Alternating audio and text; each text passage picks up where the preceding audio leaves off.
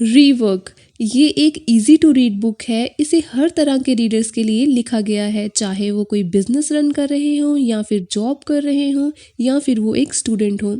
Writer बताते हैं कि आज का सच ये है कि हर कोई बिजनेस कर सकता है।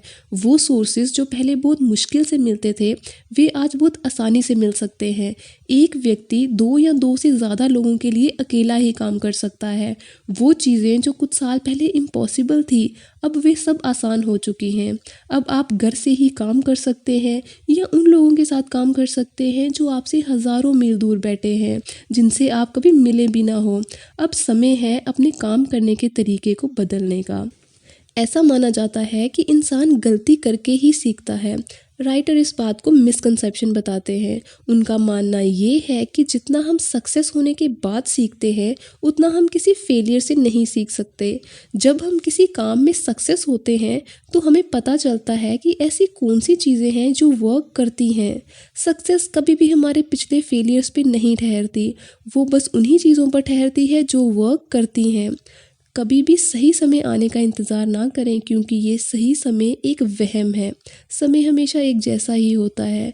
जो लोग अपने टाइम को मैनेज करना जानते हैं उनके लिए हर टाइम सही है, और जिन्हें अपना टाइम मैनेज करना नहीं आता वो सही समय आने का इंतज़ार करते रह जाते हैं। हमें हमारी सोच से बहुत कम रिसोर्सेज की ज़रूरत है।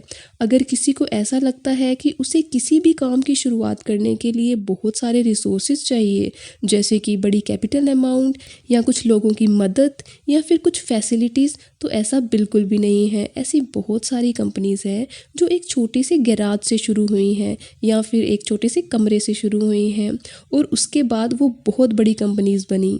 अगर आप किसी स्मॉल स्केल पे काम कर रहे हैं तो भी सही है। छोटे स्केल पे चेंजेस करना बहुत आसान है। आप बिजनेस मॉडल बदल सकते हैं, आप प्रोडक्ट बदल सकते हैं, आप अपनी गलतियों को बहुत जल्दी सुधार सकते हैं। सबसे इम्पोर्टेंट ये है कि आप अपना माइंडसेट बदल सकते हैं।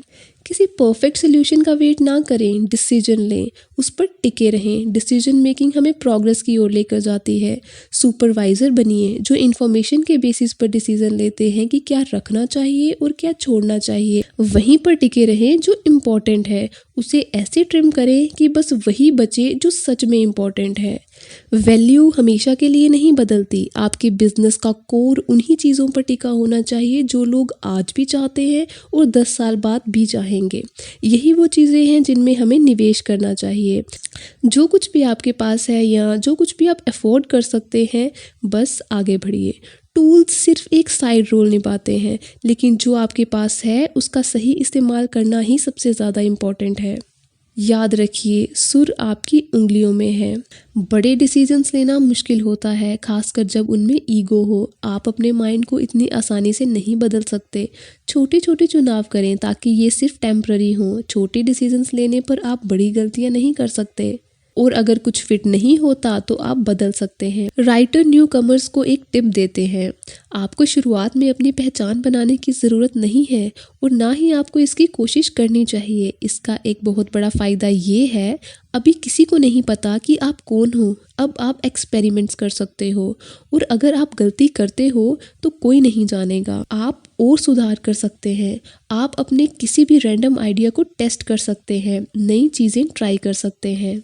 रात भर में सफलता पाना नामुमकिन है। क्या आपने कभी ऐसा सुना है कि किसी को रात भर में सफलता मिली हो? सच्चाई ऐसी नहीं है। वो भी बहुत साल तक मेहनत करते रहे हैं, आंसू बहाते रहे हैं एक सेफ जगह ढूंढने में। वो रेयर केसेस होते हैं जब सक्सेस तुरंत मिलती है, लेकिन अक्सर वो लंबे समय तक नहीं टिकती क्योंकि उसका कोई स्ट्रॉन्ग बेस नहीं है। एक अच्छा वर्क इन्वायरमेंट बहुत ज़रूरी है। टैलेंटेड लोगों को अपनी कंपनी में अट्रैक्ट करने के बजाय एक अच्छे वर्किंग इन्वायरमेंट के बारे में सोचना चाहिए। अच्छा वर्किंग इन्वायरमेंट एम्प्लॉय के लिए एक रिस्पेक्ट से कम नहीं है, और ये उनके हिडन टैलेंट को अनलॉक करता है। लास्ट में राइटर बताते हैं कि अगर आप कुछ करना चाहते हैं तो आपको तुरंत करना होगा। अगर आप इंतज़ार करेंगे तो आपका इंटरेस्ट गिर जाएगा, और आगे बढ़ने के लिए आपको बहुत ज़्यादा नहीं, कम की ज़रूरत है।